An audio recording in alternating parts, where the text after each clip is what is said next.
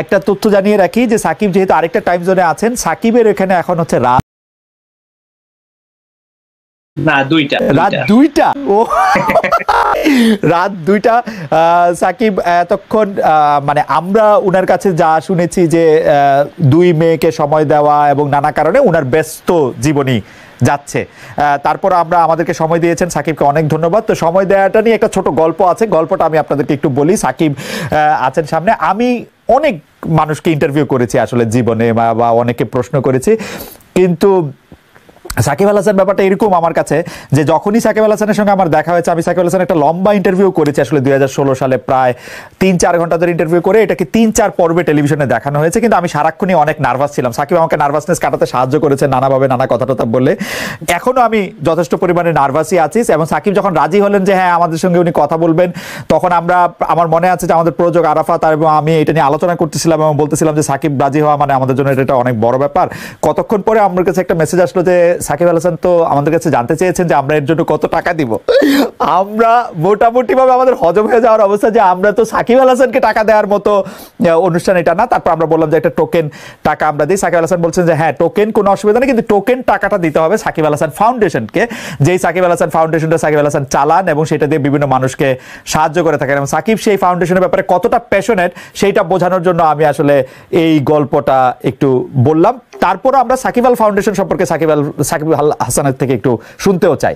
সাকিব, আসলে ফাউন্ডেশনটা করার উদ্দেশ্য এই সিচুয়েশনের জন্য না, অবশ্যই ফাউন্ডেশনটা অনেক আগে থেকেই ফর্ম করে রাখা হয়েছিল। এটার মেইন উদ্দেশ্য ছিল অবশ্যই স্পোর্টস বেসড, যেহেতু আমি স্পোর্টসের একজন মানুষ। সো এটার ফার্স্ট টার্গেট ছিল যে স্পোর্টস নিয়ে কাজ করা, একাডেমি কিংবা অসচ্ছল ক্রীড়াবিদ তাদের নিয়ে কাজ করা। যেহেতু আমার আসলে ওভাবে সময় হয়ে উঠছিল না, তো এটা নিয়ে আসলে ওভাবে কাজ করা হয়নি। এটা নিয়ে আরো 2টা প্ল্যান আছে, যেটা হচ্ছে যে এডুকেশন এবং হেলথ, এই 2টা সেক্টরেও এই ফাউন্ডেশনটা নিয়ে আসলে কাজ করার ইচ্ছা ছিল। সো এই বেসিক্যালি এই 3টা সেক্টর নিয়ে কাজ করার ইচ্ছাতেই এই ফাউন্ডেশনটা তৈরি করা হয়। বাট এটা কখনো আত্মপ্রকাশ করেনি কিংবা এটার কোনো কাজও করা হয়নি সত্যি কথা বলতে। কারণ আমার ইচ্ছা ছিল যে যখন করব আসলে খুব ভালোভাবেই করব। যেহেতু এরকম একটা প্যান্ডেমিক সিচুয়েশন আমাদের সামনে এসে গেল, বা এটা আসলে কারো তো হাতে নাই, এবং এরকম একটা সিচুয়েশন যেহেতু সামনে চলে এসেছে, তখন আমি আসলে ভাবলাম যে ওয়াই নট আমি আমার ফাউন্ডেশনের মাধ্যমে কিছু করার চেষ্টা করি, বা আমার সামর্থ্যের ভেতরে যতটুকু সম্ভব আমি এই খারাপ সময় যদি করতে পারি আমার নিজের কাছে ভালো লাগবে, অন্যদের কাছে হয়তো ভালো লাগবে, অনেকে ইন্সপায়ার হবে কিংবা অনেকে সাহায্য হবে, সেটা বড় কথা না। সব থেকে ভালো জিনিস যেটা হচ্ছে আমার কাছে মনে হয় যে আমার নিজের কাছে ভালো লাগবে কিংবা নিজের একটা স্যাটিসফ্যাকশনের জায়গা তৈরি হবে। তো এই কারণে আসলে তাড়াহুড়া করে আসলে এটা আত্মপ্রকাশ করা, তা না হলে এটা আসলে ছিলই ফাউন্ডেশনটা, বাট কখনো ওভাবে আত্মপ্রকাশ করেনি। সাকিব, একটা জিনিস আমি একটু জানতে চাই যে এই বছরের শুরুতে না 2-3 মাস আগে আমি যদি বলি পাওয়ার আগে আপনার একটা ব্যবসা প্রতিষ্ঠান নিয়ে অনেক রকম কথা হয়েছিল। তখন আপনি একটি বড় ব্যাখ্যাও দিয়েছিলেন যে আসলে এই ব্যবসা প্রতিষ্ঠানগুলি তো সব আপনার পক্ষে এরকম করে দেখা সম্ভব না, প্র্যাকটিক্যালি এইটার মধ্যে আসলে আমরা আশাও করি না আপনি এটা দেখবেন। কিন্তু আপনি যেসব ব্যবসা বাণিজ্যে আপনার নাম ব্যবহার করা হচ্ছে বা আপনি যেগুলিতে জড়াচ্ছেন, সেগুলি আপনাকে আসলে বড় একটা চাপের মধ্যে ফেলছে কিনা? মানে আসলে তো ব্যবসা খুব সরল কথা না, বা আপনি একটা খুব ব্যবসায়ী মানসিকতার লোক কিনা সেটাও আমি খুব ভালো বুঝতে পারি না। আসলে যেটা হচ্ছে যে মানে আমি যখন ব্যবসার ভেতরে ঢুকবো কিংবা ব্যবসা নিয়ে চিন্তা করব, তখনই এইগুলো নিয়ে আসলে বলা সম্ভব। একটা জিনিস যেটা হচ্ছে যে হ্যাঁ, যেগুলোর সাথে আসলে আমার নাম আছে অবশ্যই আমার সেখানে রেসপন্সিবিলিটি আছে কিংবা থাকবে, এটা স্বাভাবিকই। এবং সেই জায়গাটাতেও আসলে আমার শিক্ষা নেওয়ার বিষয় আছে যে এইগুলা কিভাবে আরো বেটার ওয়েতে রান করা যায়, কিভাবে আরো অর্গানাইজড ওয়েতে রান করা যায়, এবং কোনো ল্যাব ছাড়া কিংবা কোনো গাফিলতি ছাড়া যেন সব কাজগুলো সম্পন্ন হয়, সেটা কিভাবে ঠিক করা যায়, সেটাও অবশ্য আমার দায়িত্বের ভেতরই পড়ে। সাকিব, আরেকটা জিনিস আছে, আপনার বন্ধু দীর্ঘকালের, আমি যদি বলি যে আপনারা একসাথে অনেক লম্বা সময় খেলেছেন, তামিম তামিম, আমার কাছে মনে হয় যে বাংলাদেশে যে কয়জন আমরা দেখেছি যে টেলিভিশনে উপস্থাপনা করেন, তার মধ্যে তামিমকে আমার অসাধারণ মনে হচ্ছে। যে অসাধারণ উপস্থাপনা করছেন, অসাধারণভাবে খেলোয়াড়দের সঙ্গে কথা বলছেন। ইতিমধ্যে মাহমুদুল্লাহ রিয়াদ, মুশফিক, মাশরাফি, কাল কিছু সিনিয়র ক্রিকেটারের সঙ্গে কথা বলেছেন। আপনার সঙ্গে আপনি সেগুলি দেখেছেন কিনা? আপনার সঙ্গে তামিমের এরকম কথা হওয়ার কোনো জায়গা আছে কিনা, এটি একটু বলে আমি মূল প্রসঙ্গে আসি, যেটি বলতে চাইছি। আমি পর্ব যদি বলেন তাহলে মনে হয় দুইটা পর্ব দেখা হয়েছে। যেহেতু আসলে টাইমের ডিফারেন্স থাকে, পরে অবশ্যই ইউটিউবে দেখা যায়, এবং যে দুইটা পর্ব দেখা হয়েছে আসলে পরে ইউটিউবেই দেখা হয়েছে। যেটা হয় যে আসলে দুই মেয়েকে সামলানোর পরে যতটুকু সময় থাকে চেষ্টা করি নিজেকে কিভাবে দেয়া যায়। বাচ্চা দুইজনই এখন ঘুমের অবস্থায় আছে, দুই বাচ্চাই মানে ঘুমিয়ে পড়েছে। তো যদিও ছোট বাচ্চা উঠে যাবে, ও হয়তো নেক্সট 1-2 ঘন্টার ভেতরেই উঠে যাবে। নর্মালি প্রতি 3 ঘন্টা পর পর উঠে খাই, ডাইপার চেঞ্জ করতে হয়, এবং তারপরে আবার ইয়েতে যায়, ঘুমাই যায়। সো এই কারণেই একটা ব্রেক আসে, এই কারণে আসলে টাইমটা আপনার সাথে ওইভাবে অ্যাডজাস্ট করা।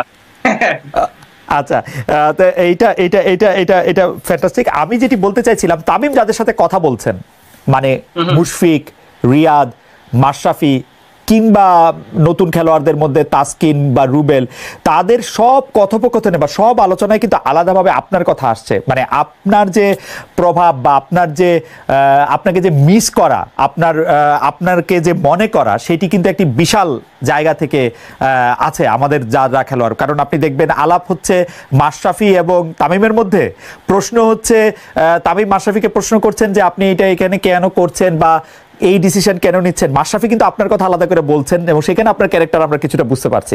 তো আপনার যে এই সময়টা, যে সময়টার মধ্যে আপনি আসলে ক্রিকেট খেলতে পারছেন না, এই সময়টা আপনি কিভাবে কোপ আপ করছেন, যে মানে দলের ভেতরে বাইরে আপনার যে অবস্থান, সে সবকিছু মিলিয়ে? সিচুয়েশন তো অবশ্যই আমার জন্য খুবই ডিফিকাল্ট, টাফ, বাট একটা দিক থেকে ভালো, মানে খারাপের ভেতরে আমি সবসময় ভালো কিছু খোঁজার চেষ্টা করি। মানে কোনো সময় যত খারাপ সিচুয়েশন থাকে আমি চেষ্টা করি যে ওখান থেকে ভালো কোনো একটা জিনিস নেয়ার। তো এর ভেতরে ভালো জিনিস হচ্ছে, যেহেতু ওয়াইফ প্রেগনেন্ট ছিল, লাস্ট মোমেন্ট ছিল, ওই সময় পাশে থাকাটা খুব ইম্পর্টেন্ট। তো যেটা এবার থাকতে পেরেছি, প্রথম সন্তানের সময় থাকতে পারিনি, সো এটা একটা ভালো দিক। বাচ্চা হয়ে গেল, টেক কেয়ারও করার সুযোগ পাচ্ছি, ফার্স্ট বাচ্চার সময় সেটা পারিনি। তো এই দুইটা খুব ভালো একটা পজিটিভ দিক। বাট স্বাভাবিকভাবেই মানে এটা তো মনের পেছনে সবসময় মনে হতেই থাকে যে না, আমি খেলতে পারছি না কিংবা খেলতে পারবো না। হ্যাঁ, যদিও এখন কোনো খেলাই হচ্ছে না, আনসার্টেনটিতে আছে কখন খেলা শুরু হবে কিংবা কখন হবে না। বাট যখনই হবে, তারপরেও তো আমি জানি না যে আমি আসলে, আমার টাইম তো আছে আরো প্রায় 6 মাস, 5.5 মাস, 6 মাসের মতো। আমার তো অতদিন বাকি আছে। সো যদি নেক্সট 1 মাস পরে খেলা শুরু হয়ে যায়, তো আমি আরো 4 মাস, 5 মাস, 6 মাস পরে খেলবো। তো ওই জায়গাটা তো অবশ্যই খারাপ লাগে, এবং খারাপ লাগার মতোই বিষয়। বাট আমার কাছে মনে হয় এটাও একটা এক্সপিরিয়েন্স, শেখার অনেক কিছু আছে। আসলে অনেক সময় বা অনেক কিছুই আমরা অবহেলা ছলে দেখি কিংবা নেওয়ার চেষ্টা করি, যেটা আসলে নেওয়া উচিত না। আমার কাছে মনে হয় এই বড় শিক্ষাটা আমি খুব ভালোভাবে পেয়েছি। আপনার সাথে যখন আমার লাস্ট কথা হয়েছিল 2016 সালে, তখনও আপনি তার কিছুদিন আগে আপনার কিছুটা ব্যানের মধ্যে দিয়ে আপনি যাচ্ছিলেন, সেটি একটি অন্য কারণে, এবং তখন আপনি বলেছিলেন যে খেলা না থাকলে আপনার পক্ষে এইটা মেনে নেওয়া অনেক কঠিন, খেলাটা আপনি এতই এনজয় করেন আসলে। আসলে থাকাটাই সব থেকে বড় ইম্পর্টেন্ট, মানে মাঠে না যাওয়াটাই হচ্ছে সব থেকে কষ্টের বিষয়। ধরেন আমি খেলছি, কোথায় খেলছি অত ইম্পর্টেন্ট না, আমি যে খেলছি এটাই আমার কাছে ইম্পর্টেন্ট। সো ওই জায়গাটাতে যখন আপনি যেতে পারছেন না কিংবা খেলতে পারছেন না, স্বাভাবিকভাবে অনেক অনেক খারাপ লাগার বিষয় এখানে থাকে। সাকিব, আপনার কাছে আরেকটু সিরিয়াস বিষয়টা কথা বলি। আপনি সর্বশেষ আমরা দেখেছি যে আপনি খেলোয়াড়দের অধিকার নিয়ে একটি সংবাদ সম্মেলন করেছিলেন, খেলোয়াড়রা আপনাদের পাশে ছিলেন, এবং কিছু কিছু বিষয় যেগুলি খুবই যৌক্তিক বোর্ডের কাছে আপনি আসলে উপস্থাপনও করেছিলেন। সেই উপস্থাপন করে আপনি যেই দাবিগুলি জানিয়েছেন, তার কতগুলি মানা হয়েছিল সঙ্গে সঙ্গে, তার কতগুলি কিছুদিন পরে মানা হয়েছিল, সেই দাবিগুলি সম্পর্কে বা সেই বিষয়গুলি নিয়ে আপনি আর কোনো খোঁজ রাখছেন কিনা, বা কেউ আপনার কাছে আর কোনো কিছু বলছে কিনা, আপনার কাছে কতটা কি মনে হচ্ছে যে সেই দাবিগুলি কতটা মানা হয়েছে? আসলে আমি শিওর যে প্লেয়াররা সবাই সবার সাথে তো ডিসকাস করেই, বাট আমার কাছে মনে হয় যে মোটামুটি বেসিক যে বা চাওয়া পাওয়া প্লেয়ারদের ছিল সবগুলাই ফুলফিল হয়েছে। দুই একটা হয়তো যেটা হয়নি, যেটা হতে আসলে সময়ও লাগবে, তো ওইটার জন্য আসলে ওয়েট করতে হবে। আর বাকি বেশিরভাগই চাওয়া পাওয়া তো আমার মনে হয় যে ফুলফিলই হয়ে গিয়েছে, এই কারণে প্লেয়াররাও সবাই খুশি।